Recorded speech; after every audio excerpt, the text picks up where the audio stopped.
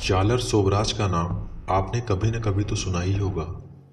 इसे दुनिया का सबसे कुख्यात और सबसे शातिर अपराधी माना जाता है। चार्ल्स सोबराज को अपनी बदनामी से बेहद प्यार था। लोग दुनिया में नाम कमाने के लिए मरते हैं, मगर चार्ल्स सोबराज बदनामी हासिल करने के लिए लोगों को मारता और लूटता था। लोगों को मारना उसका पैशन बन गया था और जेल से भागना उसका शौक। ये इतना शातिर था कि तिहाड़ की दीवारें भी चार्ल्स सोबराज को कैद न कर सकी। 2 दर्जन से ज्यादा महिलाओं की हत्या तथा अनगिनत लूटपाट की घटनाओं को अंजाम देने वाला चार्ल्स सोबराज कुख्यात अपराधी होते हुए भी दुनिया में अपराधी कम सेलिब्रिटी के तौर पर ज्यादा पहचाना गया। जेल में रहते हुए ये महीनों के लाखों रुपए कमाता था। दुनिया इसे बिकनी किलर के नाम से भी जानती थी। लेकिन क्या आप जानते हैं कि चार्ल्स सोबराज को बिकनी किलर का नाम क्यों दिया गया था? आखिर क्या है चार्ल्स सोबराज की बचपन से लेकर अब तक की पूरी कहानी? चार्ल्स सोबराज ने अपराध की दुनिया में कैसे कदम रखा, कैसे ये दुनिया के कई देशों के पुलिस को मूर्ख बनाता चला गया और कैसे ये पकड़ा गया।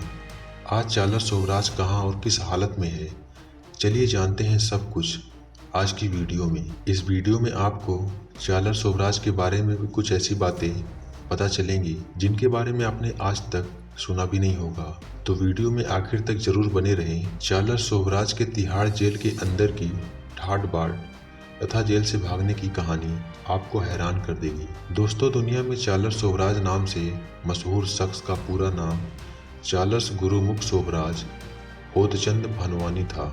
चार्ल्स का जन्म 6 अप्रैल 1944 को वियतनाम के सबसे बड़े शहर साई गांव में हुआ था। चार्ल्स के पिता का नाम सोबराज होडचंद भवानी था।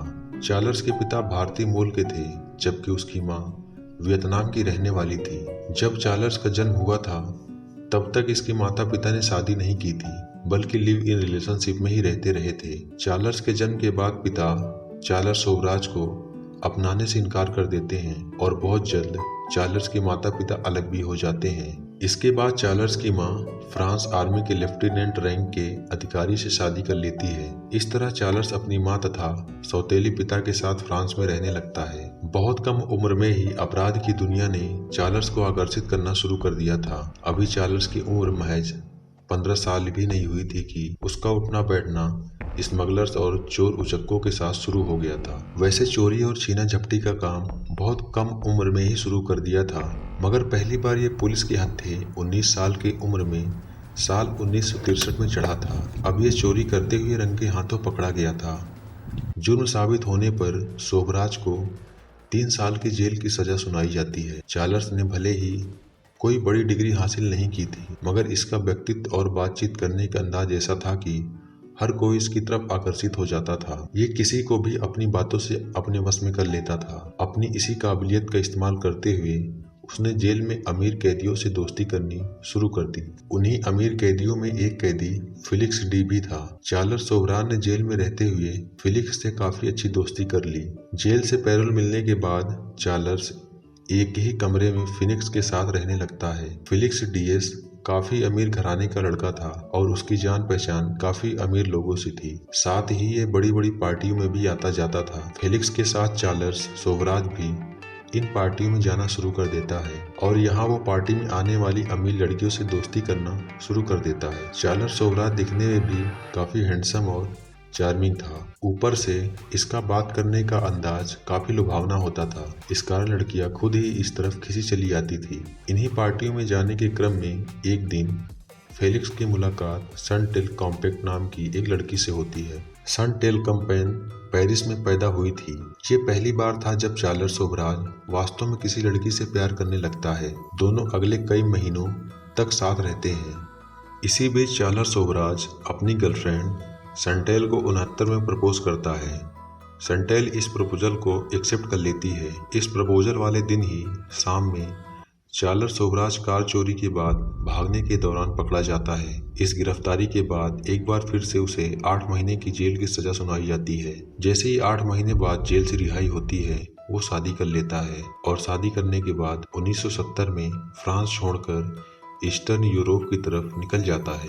वो अगले कुछ महीनों तक एक देश से दूसरे देश तक घूमता रहता है। इस दौरान वो नए नए लोगों से दोस्ती करता है और उन्हें लूटता ही चला जाता है। चालर शोभराज और उसकी पत्नी क्राइम करने के बाद कभी भी एक जगह नहीं रुकते थे, बल्कि किसी विदेश की नागरिक से पहचान कर उससे दोस्ती करते थे और फिर उसका पासपोर्ट लूटकर उसी के पासपोर्ट और नाम का इस्तेमाल करते हुए दूसरी जगह भाग जाते थे। अगले कुछ महीनों तक शोभराज दुनिया के अलग अलग देशों में क्राइम करता रहा और वो सफ़र करता हुआ फाइनली 1971 की शुरुआत में भारत आ जाता है। भारत आते ही उसकी पत्नी ने एक बेटी को जन्म दिया जिसका नाम उषा रखा जाता है। भारत आकर भी चालर शोभराज क्राइम करना नहीं छोड़ता है, बल्कि वो और बड़े लेवल पर क्राइम करना शुरू कर देता है। कुछ दिन मुंबई में रहने के बाद वह दिल्ली चला जाता है। दिल्ली में उसकी पहचान एक लोकल बदमाश से होती है। पहले चालर उससे बहुत अच्छी दोस्ती करता है,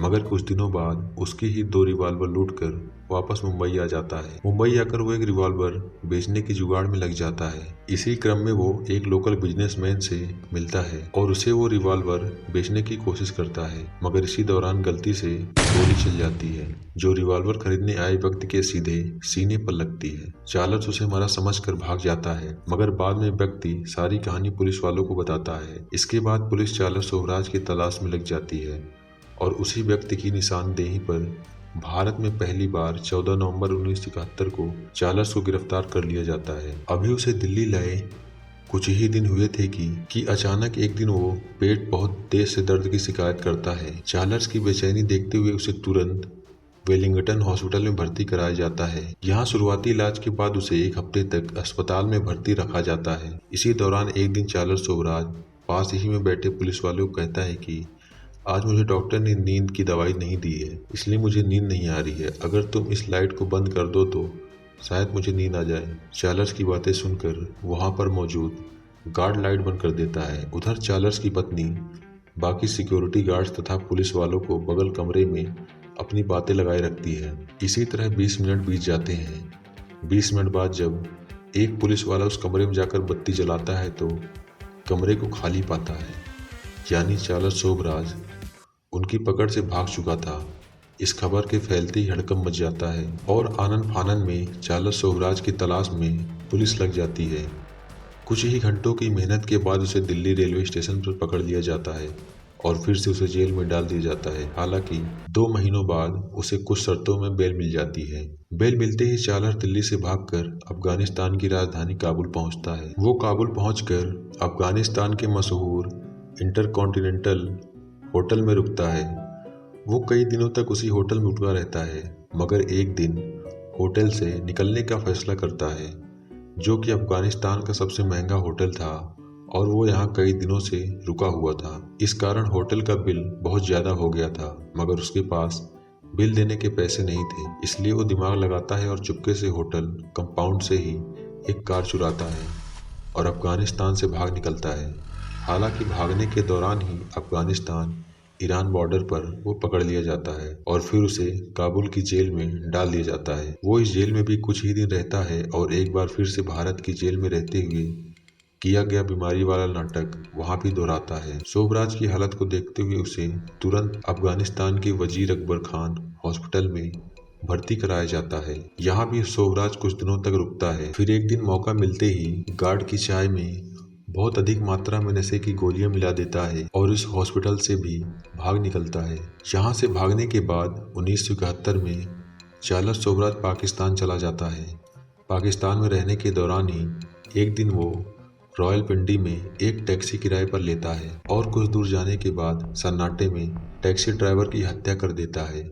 रिकॉर्ड के मुताबिक ये चार्ल्स शोभराज द्वारा की गई पहली हत्या थी। इसके बाद फर्जी पासपोर्ट के सहारे वो कुछ समय तक पाकिस्तान तो फिर अफगानिस्तान। इसी दौरान वो अफगानिस्तान से जमीन के रास्ते भारत में हथियारों की स्मगलिंग करना शुरू कर देता है और खूब पैसा कमाता है। हथियार की स्मगलिंग के साथ साथ वो भारत में गाड़ियों की चोरी और विदेशी पर्यटकों के साथ लूटपाट की घटना को भी अंजाम देता रहता है। ऐसा लगभग 2 साल तक यानी 1973 तक चलता है और चार्ल्स शोभराज खूब तरक्की करता है। पुलिस और कानून की नज़रों से बचकर वो अपना पैसा जुए तथा बैंकॉक के कुछ बिजनेस में भी लगा देता है। इन्हीं सब के दौरान 1973 में वो दिल्ली के मशहूर अशोका होटल में रुकता है। होटल में रुकने के दौरान ही वो यहाँ की एक डांसर से दोस्ती कर लेता है और उससे शादी का वादा भी करता है। डांसर से दोस्ती होने के बाद वो एक बड़ी प्लानिंग करता है और मिलकर अशोका होटल के कंपाउंड में स्थित ज्वेलरी शॉप में लूट का प्लान बनाता है। प्लान के मुताबिक पहले वो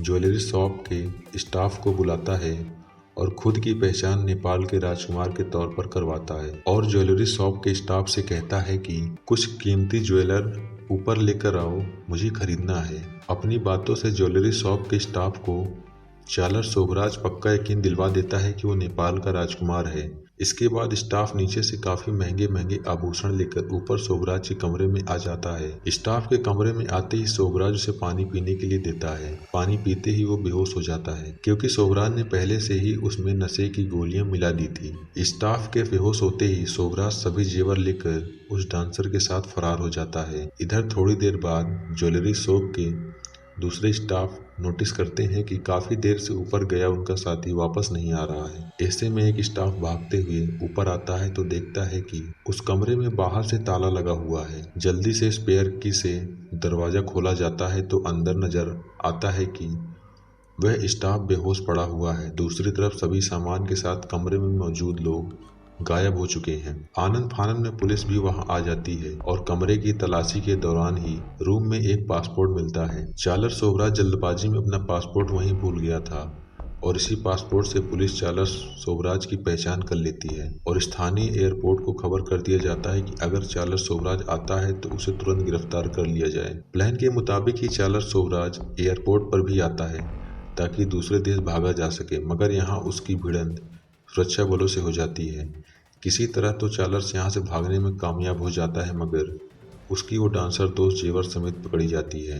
चालर शोभराज के पीछे पुलिस की कई टीमें पड़ जाती हैं और अंततः कुछ दिनों की मेहनत के बाद उसे गिरफ्तार कर लिया जाता है। गिरफ्तारी के बाद उसे एक बार फिर से जेल में भेज दिया जाता है। पुलिस चालर शोभराज के पास से भारी मात्रा में अफगानिस्तान से तस्करी के लिए भारत तक लाए गए रिवॉल्वर, पिस्टल और गोलियां बरामद करता है। इसके बाद कई अलग अलग धाराओं के तहत चालर शोभराज पर केस दर्ज करते हुए उसे जेल भेज दिया जाता है और अगले कई महीनों तक चालर जेल में ही रहता है, मगर कुछ महीनों बाद उसे बेल मिल जाती है। बेल मिलते ही एक बार फिर से वो भारत में रुकने की बजाय पहले अफगानिस्तान जाता है और फिर वहां से फर्जी पासपोर्ट का इस्तेमाल करते हुए ईरान की राजधानी तेहरान पहुंच जाता है। उधर चार्ल्स की पत्नी सेंटिल कांगनन चार्ल्स शोभराज से तंग आकर उसे अपने सभी रिश्ते खत्म करते हुए अपनी बेटी को लेकर वापस फ्रांस चली जाती है। उन दिनों ईरान में बड़े स्तर पर सत्ता विरोधी प्रदर्शन चल रहे थे और बड़े स्तर पर विरोधी दल के नेता अंडरग्राउंड चल रहे थे। अपनी पहचान बदलकर चार्ल्स विरोधी गुट के नेताओं से मिलने लगता है और फिर वो उनके लिए हथियार की स्मगलिंग करने लगता है। अवैध हथियारों का धंधा खूब अच्छा चलता है और चार्ल्स काफी पैसे कमाता है, मगर ऐसा लंबे समय तक नहीं चल पाता है क्योंकि कुछ समय बाद ही ईरान की सीक्रेट एजेंसी चार्ल्स शोभराज की चालाकी को पहचान लेती है और उसे रंगे हाथ पकड़ लेती है। मगर यहाँ भी चार्ल्स शोभराज अपनी चालाकी दिखाता है और तुरंत ईरान की सीक्रेट पुलिस एजेंसी से एक बड़ी डील करता है। डील के तहत चार्ल्स पुलिस वालों को सत्ता विरोधी दो बड़े नेताओं के छुपे होने का पता बता देता है। बदले में पुलिस चार्ल्स शोभराज पर कोई कार्रवाई नहीं करती है और उसे तुर्की की राजधानी इस्तांबुल पहुंचा देती है। तुर्की की राजधानी इस्तांबुल पहुंचते ही वहां उसकी मुलाकात अपने एक भाई एंड्री से होती है। वो अगले 2 साल तक भाई के साथ मिलकर अलग अलग जुर्म को अंजाम देता है। काफी समय तक तुर्की में क्राइम करने के बाद दोनों भाई ग्रीस की राजधानी एथेंस पहुंच जाते हैं और वहां भी कई महीनों तक आतंक मचाते रहते हैं, मगर यहाँ दोनों पुलिस के हत्थे चढ़ जाते हैं। ग्रीस की जेल में रहते हुए 2 बार चार्ल्स शोभराज जेल से भागने की कोशिश करता है, मगर वो नाकाम हो जाता है। वो खून की उल्टी तथा पेट में दर्द वाला नाटक भी करता है, मगर वहाँ के पुलिस वालों पर कोई असर नहीं होता है और वो जेल में ही बंद रहता है क्योंकि शोभराज जेल से भागने की कोशिश कर चुका था। इसलिए उसे अब ऐसे जेल में भेज दिया जाता है जहाँ से आज तक एक भी कैदी नहीं भाग सका था। वह जेल समुद्र के बीचों बीच एक टापू पर स्थित था। यहाँ पहुंचकर भी चार्ल्स शोभराज भागने की जुगाड़ में लगा रहता है। इसी क्रम में वह जेल में काम करने वाली एक नर्स से दोस्ती कर लेता है और उससे प्यार का नाटक करने लगता है और फिर उसी की मदद से धीरे धीरे खाने के सामान में अंदर रखकर बारूद और दूसरी चीजें मंगवाने लगता है। फिर चुपके से वो इन चीजों से आग जलाने वाला यंत्र तैयार कर लेता है। इसी दौरान एक दिन जब चालर सोबराज को सुनवाई के लिए जेल से निकालकर गाड़ी से ले जाया जा रहा था, तो वह एक जगह रास्ते में अचानक से पहले से तैयार किए गए बारूद वाले हथियार से गाड़ी के अंदर आग लगा देता है। इससे गाड़ी के अंदर अफरा तफरी मच जाती है और मजबूरन गाड़ी को रोकना पड़ता है। इसी अफरा तफरी का फायदा उठाकर आखिरकार चार्ल्स वहां से भागने में कामयाब हो जाता है। यहाँ चार्ल्स तो किसी तरह से उसकी पकड़ से भाग निकलता है, मगर उसका भाई पकड़ा जाता है और उसे ग्रीस पुलिस द्वारा तुर्की को सौंप दिया जाता है, जहां उसे 18 साल की जेल की सजा मिलती है। अगले कुछ महीनों तक चार्ल्स सोबराज एक जगह से दूसरी जगह भागता रहता है। भागते भागते वो फाइनली थाईलैंड पहुंचता है। थाईलैंड पहुंचकर वो कुछ समय तक कीमती रत्नों तथा ड्रग्स का बिजनेस करने लगता है और देखते ही देखते अपने इलाके के टॉप के ड्रग डीलर में शामिल हो जाता है। वो ड्रग्स के बिजनेस के साथ साथ क्राइम करने लगता है, मगर इस बार वो अपने क्राइम करने के अंदाज में थोड़ा बदलाव करता है। पहले वो लोगों को दोस्त बनाकर लूटता था, मगर अब वो थोड़ा तरीका बदलता है और पहले लोगों की मदद का जरिया बनाता है, फिर उन्हें लूटने लगता है। दरअसल 1975 में थाईलैंड पहुंचते ही सबसे पहले वो कुछ लड़कियों से दोस्ती करता है और उन्हें अपना दीवाना बना देता है। वो लड़कियां इसकी इतनी ज्यादा दीवानी हो जाती हैं कि वो सब कुछ चार्ल्स सोबराज के कहे अनुसार करती हैं। जैसे पहले सोबराज ने ही चुपके से थाईलैंड घूमने आए 2 फ्रेंच पुलिस अधिकारियों का पासपोर्ट चुरा लिया और फिर पासपोर्ट ढूंढने का बहाना करके उसे पासपोर्ट लौटाकर उनकी नजरों में हीरो बन गया। वो फिर चार्ल्स के भक्त बन गए। इसी तरह एक और महिला जो थाईलैंड घूमने आई थी, अचानक से उसकी तबीयत बहुत ज्यादा खराब हो जाती है। यहाँ भी चार्ल्स की गैंग की दोनों लड़कियां मसीहा बनकर आती हैं और वो कहती हैं कि आप चार्ल्स सोबराज नाम के व्यक्ति से मिलो, वो आपकी मदद करेगा। इसी तरह सोबराज उसकी भी मदद करता है। उसकी भी नजरों में वो हीरो बन जाता है। इसी तरह से उसने कई घटनाओं को अंजाम दिया। इसी दौरान उसकी मुलाकात अजय चौधरी नाम के एक भारतीय से होती है। अब थाईलैंड में अजय चौधरी भी चार्ल्स सोबराज का फैन बन जाता है और वो भी इसी के लिए काम करने लगता है।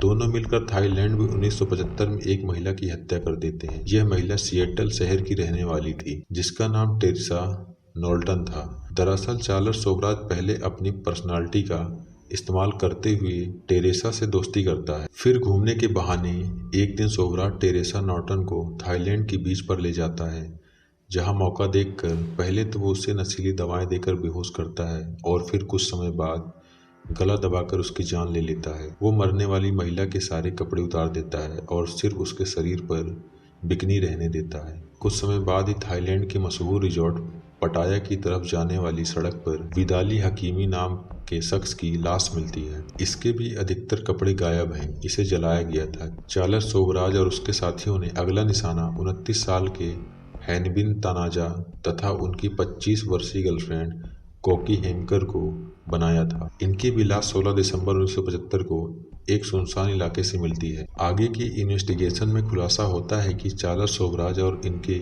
लोगों से दोस्ती की और फिर उनको अपने भरोसे में लेकर लूट लिया। इनमें से जिसने भी विरोध किया उसकी लाश को उनकी ही गाड़ी से फ्यूल निकालकर जला दिया गया या फिर कुछ लोगों को ड्रग्स देकर मार दिया गया, क्योंकि कुछ महीनों के अंदर ही कई महिलाओं की लाश मिली थी, जिसमें से ज्यादातर की हत्याएं एक ही अंदाज में की गई थी। सभी को मरने के बाद बिकनी में ही छोड़ दिया गया था। इसलिए मीडिया में चार्ल्स सोबराज को द बिकनी किलर का नाम दिया जाता है। दोस्तों, ये था इस सनसनीखेज कहानी का पहला भाग। दूसरा भाग जल्द अपलोड किया जाएगा, उसके लिए आप इंतजार करें। अगर आपको वीडियो अच्छी लगी हो तो इस वीडियो को लाइक करें, शेयर करें और इस चैनल को सब्सक्राइब करें, ताकि आपको आगे आने वाले सभी वीडियोस का नोटिफिकेशन सबसे पहले मिल सके। तो मिलते हैं किसी और कहानी में, किसी और दास्तां में। तब तक के लिए अपना ख्याल रखें।